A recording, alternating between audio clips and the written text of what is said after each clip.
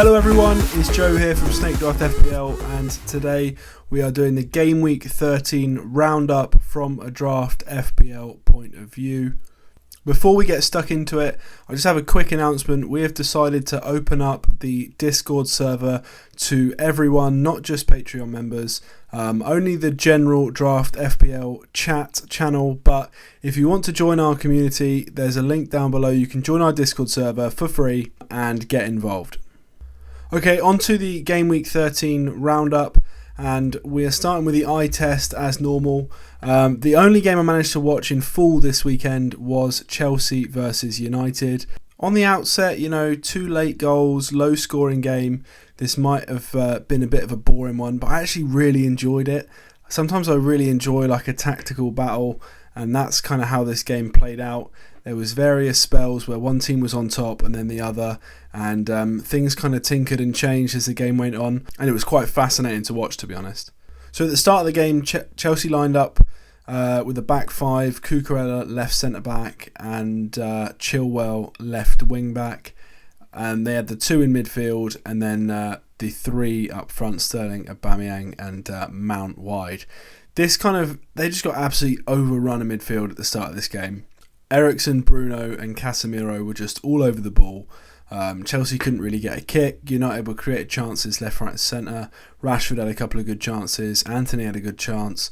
But they just could not get the ball in the back of the net. And to be honest, I feel like this is going to be United's problem at the moment.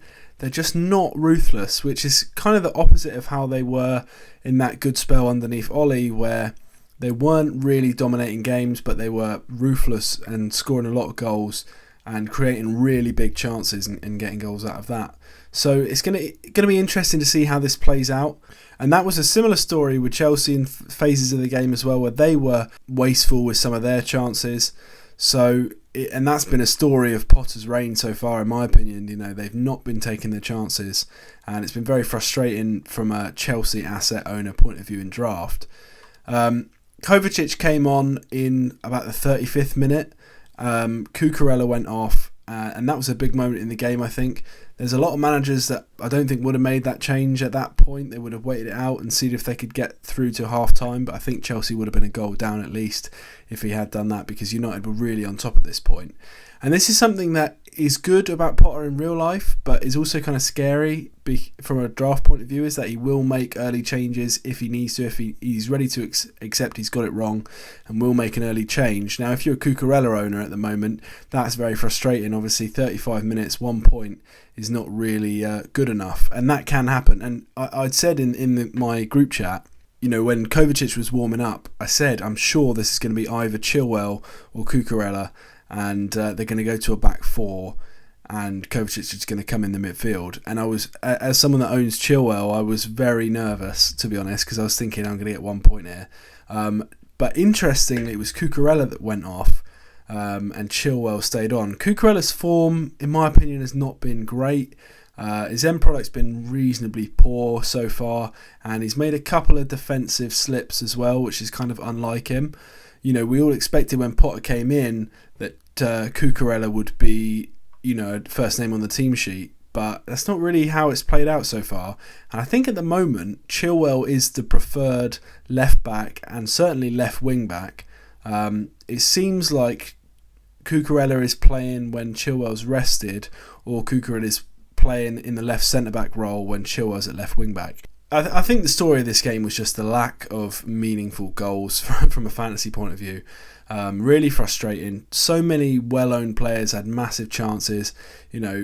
Even players like Sterling and Aubameyang, neither registered particularly highly on the expected goal or assist chart, but that's because they had multiple big opportunities which they just failed to register a shot from. Sterling had that massive moment where he took a touch and decided to try and play it through to Aubameyang, who then just missed the ball. That's not going to register on these stats tables, but it's a massive opportunity that if they played it differently, could have easily been a return. So I'm a little bit wary of the attacking assets of Chelsea at the moment. It's just not really clicking in the final third. But we'll have to wait and see how that develops if they can find a bit of rhythm. United, on the other hand, I'm still reasonably high on Bruno, Anthony and Rashford. I think those three are all decent options. The rest, from an attacking point of view, I'm not particularly interested. And defensively, I don't really trust them at all, to be honest. Maybe when it's a really good fixture, but for the most part, I'm not interested. Okay, next up, we are looking at the Game Week 13 expected goal involvement leaders. I have, as I mentioned last week, I've changed this to non-penalty expected goal involvement. Quite convoluted, but basically it is every shot and assisted shot that counts other than penalties. I think penalties kind of skew it because you can't really map out when a team or a player is going to get one, and it can really skew the data. So we're looking at open play data only. And, interestingly, a couple of the biggest scorers this week, Ings and Haaland, neither of them feature on this at all. Obviously, both of them scored a pen this week. Number one is Ollie Watkins, which surprised me at first, but then when I think about it, his goal was probably about most of his XG, mainly because he had basically 3 big chances in one. He had the shot, rebound, shot again, rebound, and then scored. So that was probably about 1 XG just from that scenario, because they would have counted as 3 separate shots. So I think Watkins might be a little bit of an anomaly. Second, Diego Costa. Now, I had a really busy work schedule this weekend, so I haven't seen any of the Leicester Wolves game, I must admit. But I was very surprised to see Costa. Wolves didn't score. Leicester obviously kept the clean sheet. To have a non-penalty expected goal involvement of over 1 is very high. I mean, the elite players generally average about 0.8, 0.9 over the season. So to see someone like Diego Costa with 1.07, most of that from expected goals as well, is quite interesting. And maybe he is someone that is going to be a factor. And we'll talk about Leicester a little bit more in a minute. But I think that game, I need to go and watch it closely and see what really happened, because I've seen the goals, but that doesn't really tell you that much in how it really played out. But that's interesting for sure. Anthony Gordon up there as well, another interesting case. Everton look really good. Going to talk more about them soon as well. Then we've got Harry Kane, always on this list pretty much. He's just, the data really backs him. And I think if it wasn't for Haaland this season, Harry Kane would probably be the best asset that everyone would be looking to get hold of. Then we've got Awoniyi. Interesting character, but he has started to show that when he plays, he does get these big chances, and he is the one on the end of shots. And I'm interested to see if he can hold down a place. He might actually become a semi-decent option. But the problem is, it doesn't seem like Cooper fully trusts him to start, which is a bit of a shame, but there we have it. Andreas Pereira next, obviously got the 2 assists from only 0.2 expected assists, which is reasonably low. Well, it's really low to get 2 assists. 0.5 non-penalty XG though without a goal. That's a good sign. He's obviously taking shots as well, which is good. Leon Bailey next. He had a great game for Villa, so I'm not surprised to see him there. KDB often features on these charts as well because he just creates so many chances and takes a fair few shots as well. Not surprised to see him there. Then we've got 2 more Fulham boys, Willian and Reed, both registered a decent amount of data here. 0.66 for Willian, 0.62 for Reed is pretty high. And the fact that we've got 3 Fulham midfielders on here out of the top 10 does kind of go to show how poor the Leeds defence is at the moment. I'm surprised Mitrovic isn't on this list, to be honest. I think he was about 12th overall. But I'm definitely looking to target Leeds. I think they're a good side, and I think they're going to score a decent amount of goals. But defensively, I think they're poor, and I think they concede a lot of chances. So definitely someone I'm going to look to target. Okay, just a couple other things to note then. Leicester overperformance. So in the Leicester Wolves game, the XG tally was Wolves 1.85, obviously 0 goals. Leicester 1.06 with 4 goals.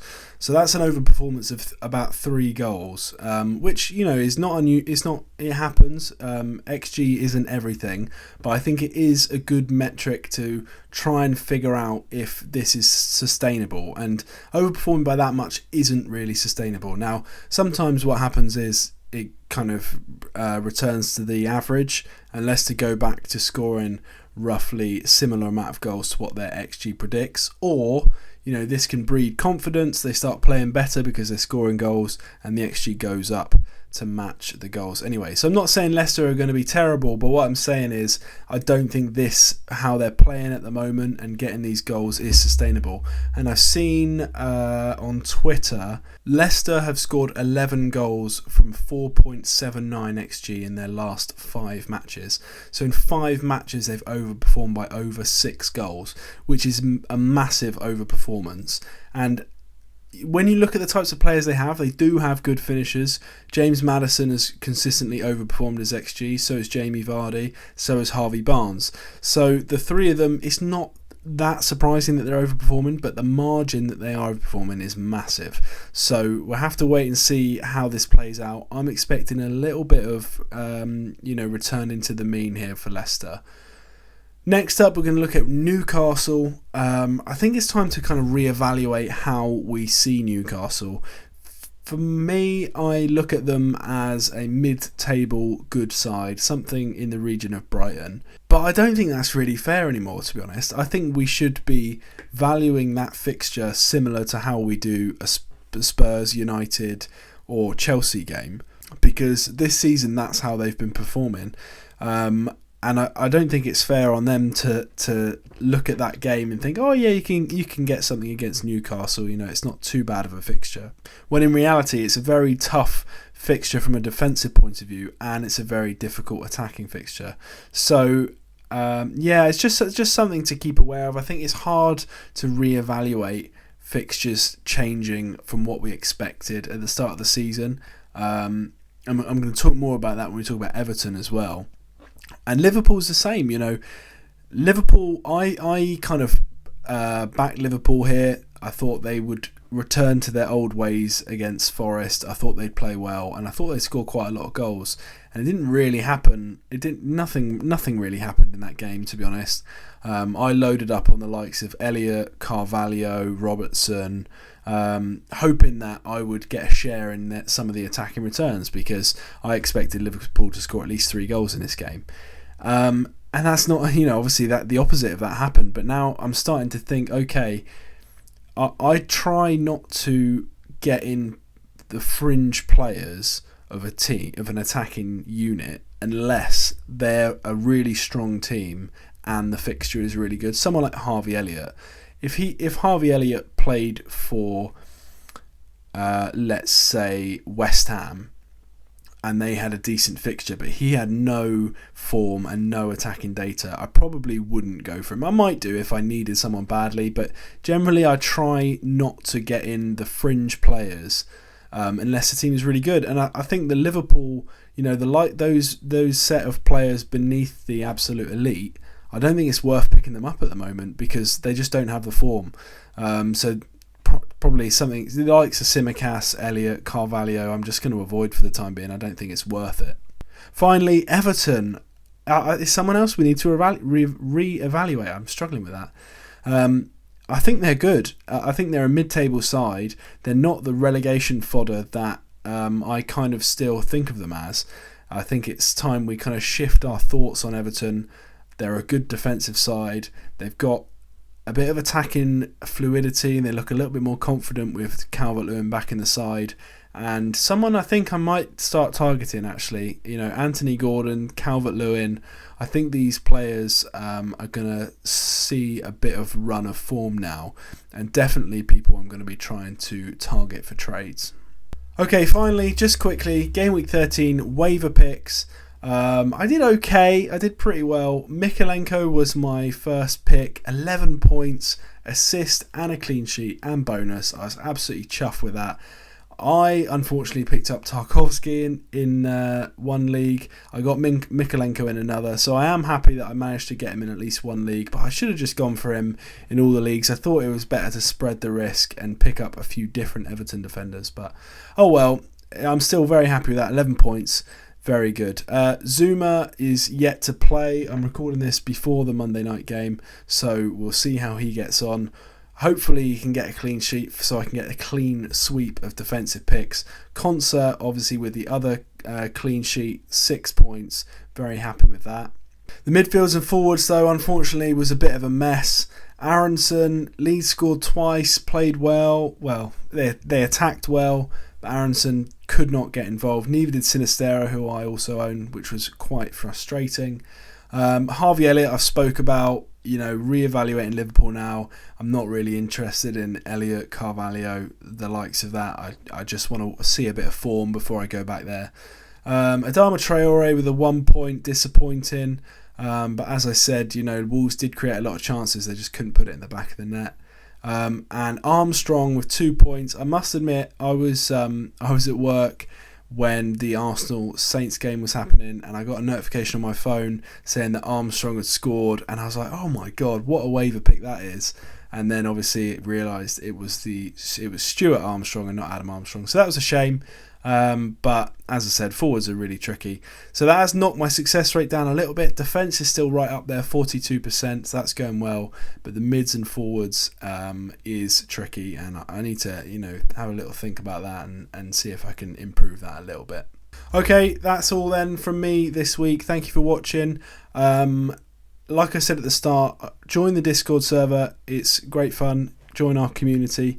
Subscribe to the channel if you're new. We're so close to 1,000 subs now. We're so close, so please do hit that subscribe button if you haven't already. Like the video, and we will see you next time.